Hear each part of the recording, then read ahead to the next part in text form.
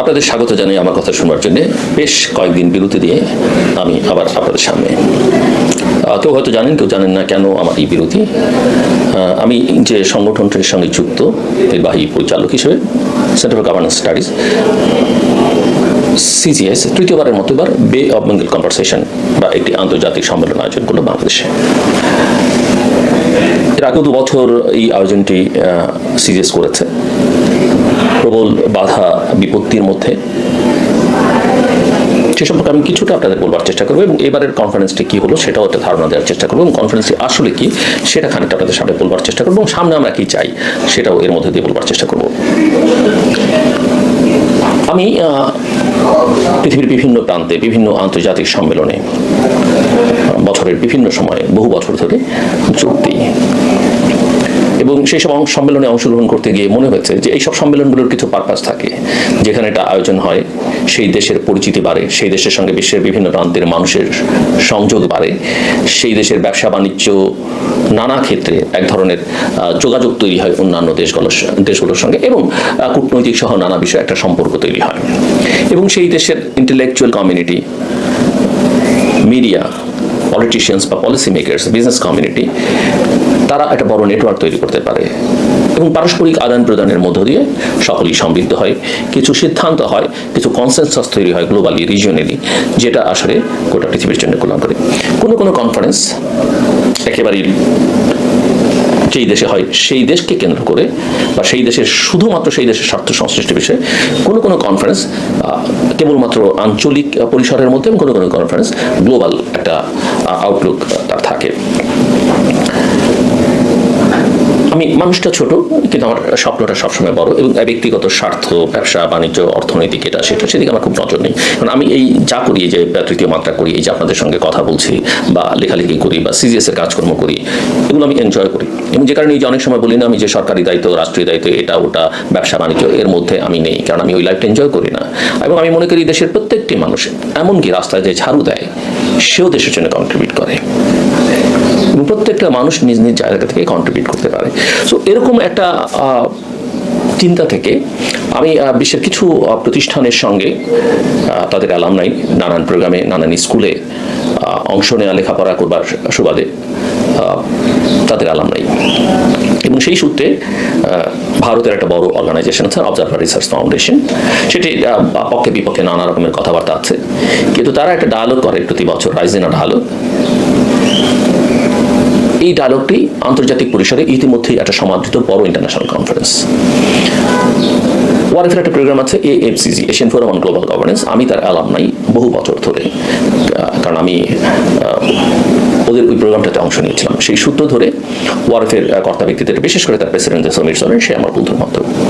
So আমার কাছে মনে হয়েছে এবং জার্মান একটা থিঙ্ক ট্যাঙ্কের সঙ্গে আমি অ্যালামনাই হিসেবে যুক্ত, জাইট ইনস্টিটিউট ফাউন্ডেশন, তাদেরকে আমি দীর্ঘদিন যাবৎ বলবার চেষ্টা করছি যে বাংলাদেশে চলো কিছু করি, আমরা বাংলাদেশে কিছু করি, ছোট পরিসরে। সো আসলে আমরা যতটা মনে করি বাংলাদেশ বাইরের দুনিয়ায় অতটা, অন্তত এইসব ক্ষেত্রে সমাদৃত নয় বা খুব একটা গুরুত্ব, কিন্তু তাদের সঙ্গে আমার ব্যক্তিগত সম্পর্কের সূত্রে দেখি এটা পরামর্শ দেয়, ওটা পরামর্শ দেয়। দিল্লিতে বসে কথা বললে আমাদের কলকাতা শাখার সঙ্গে কথা বলো, বাট আমি আবার ওই কলকাতায় যেতে চাই না আর কি, করতে হলে বড়দের সঙ্গে। এরকম করতে করে বহু বছর পরে ওয়ারএফের কর্তা ব্যক্তিদেরকে আমি রাজি করাই এবং সেই সূত্র ধরে তার প্রেসিডেন্ট সমীর সোরেনকে আমি বাংলাদেশে একাধিকবার তার দলবল সহ নিয়ে আসে, বলতে পারেন ব্রেকি করতে, সিচুয়েশনটা বুঝতে। বিভিন্ন দেশের ডিপ্লোম্যাটদের সঙ্গে তারা কথা বলেছেন, সরকারের সঙ্গে কথা বলেছেন, তৎকালীন সরকারের সচিব, পররাষ্ট্র সচিব, অন্যদের সঙ্গে কথা বলেছেন এবং এখানে ভারতীয় হাইকমিশন অন্যদের সঙ্গে কথা বলেছেন। কোনো মিটিংয়ে আমি নিজেও ছিলাম। সমীর যখন মিটিং করতে আসেন, এবং এখানে বলে রাখা ভালো যে সেই সময় আমরা ইন্ডিয়া বাংলাদেশে একটা ডায়ালগের আয়োজন করি, সমীর সেখানে বক্তৃতা দেন, পাবলিক লেকচার, সেখানে প্রচুর মানুষ ছিলেন। তারপরে সমীরের স্মরণে, যেহেতু সে আমার, সমীরের সম্মানে যেহেতু সে আমার বন্ধু, আমি একটা রিসেপশনের আয়োজন করি, সেখানে বাংলাদেশের পররাষ্ট্রমন্ত্রী, তৎকালীন নেতা তোফায়েল আহমেদ সহ অনেকে অংশ নিয়েছিলেন, আওয়ামী লীগ বিএনপির নেতারা। এমনকি আমার বাসায়ও একটা ডিনার হোস্ট করি, সেখানেও অনেক অংশ নিয়েছিলেন। আমি কথাটা বললাম খানিকটা বোঝার জন্য আপনাদের। এরকম 3-4 বার তারা আসে, আমরা কোন হোটেলে প্রোগ্রাম করবো, ইন্টারকন্টিনেন্টালে প্রোগ্রাম করবো, সেটারে কি করি, এরকম একটা ইন্টারন্যাশনাল প্রোগ্রাম সেখানে করা যায় কিনা। কনফারেন্সটা তখন করে মোটামুটি আমরা একটা সিদ্ধান্তে পৌঁছই যে আমরা নিব। কিন্তু আমার প্রথম থেকে লক্ষ্য ছিল যে আমি, এবং বলে রাখা ভালো, যখন সমীর ঢাকায় আসেন তিনি সবার সঙ্গে কথা বলেন, মন্ত্রী প্রতিমন্ত্রী শাহরিয়ার আলম, মন্ত্রী ডক্টর মোমেন, তারা কেউ কিছু বলেনি। তৎকালীন সচিব, পররাষ্ট্র সচিব শহীদুল হক ছিলেন, তিনি একটু ছোট্ট করে বলেছিলেন যে আপনি সিজিএস এর সঙ্গে করবেন, জিল্লুরের সঙ্গে, অন্য কারোর সঙ্গে নয় কেন। সমীর তখন বলেছিলেন যে জিল্লুর আমার খুব ঘনিষ্ঠ বন্ধু, করলে আমি ওর সঙ্গে বাংলাদেশ, অন্য কারোর সঙ্গে নয়। যাই হোক, তারপরে এই প্রক্রিয়াটা এগোতে থাকে।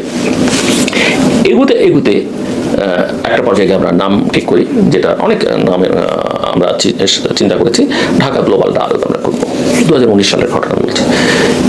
সমীর প্রথম যখন ঢাকা আসেন তার আগে এবং তার আসা যাওয়ার মাঝখানে আমি তৎকালীন প্রধানমন্ত্রী শেখ হাসিনাকে 3 বার মিট করি এই কনফারেন্সকে কেন্দ্র করে।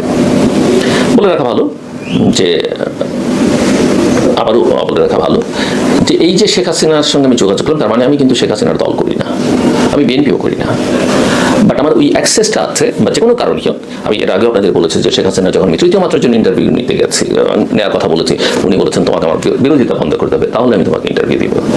বাট যে কোনো কারণই হোক, ওনারা আমাকে একভাবে গুরুত্ব দিতেন বা স্নেহ করতেন, আমার কাজটাকে রেসপেক্ট করতেন, এটা বাংলাদেশের রাজনীতিবিদদের কাছে আমি মোটামুটি পেয়েছি, তো একটা ছোটখাটো ব্যতিক্রম বাদ দিয়ে।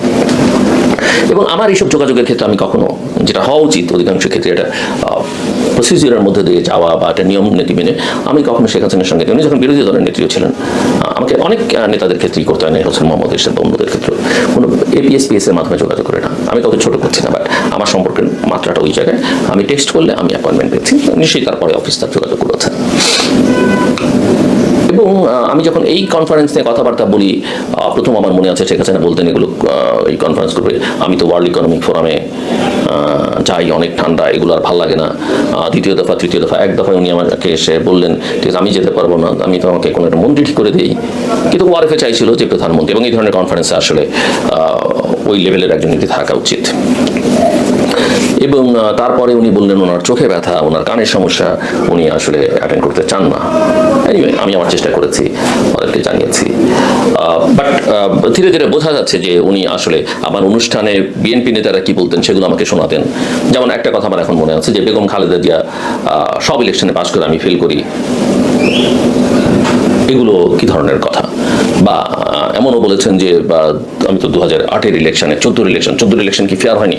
তা আমি ওনার সঙ্গে আসলে ওইভাবে তখন আর তর্ক করতে চাইনি, কারণ আমি বুঝতে পারছি যে ওনার অ্যাঙ্গার আমার উপরে ভীষণ। বাট উনি আমাকে সময় দিয়েছেন এই কারণে এই কথা বললাম যে, উনি অনেক সময় এমন হয়েছে যে তৃতীয় মাত্রা শুনে উনি আমাকে ফোন করেছেন কোন একটা অনুষ্ঠান দেখে, যে তৃতীয় মাত্রার মানে তো নিচে নামছে কেন, এগুলো উনি করতেন। এবং ওনার আসলে স্বভাবের মধ্যে এই জিনিসগুলো ছিল। সো উনি, আমি আসলে 3 দফা কথা বলে ম্যানেজ করতে পারিনি, বাট প্রোগ্রামটা আমরা এগিয়ে যাওয়ার চেষ্টা করি। হঠাৎ করে দিল্লি থেকে আমাকে সমীর বললো যে, তুমি আসলে সরকারি কোনো প্রতিষ্ঠানকে সঙ্গে যুক্ত করো, না হলে একটু ডিফিকাল্ট মনে হচ্ছে আমার কাছে।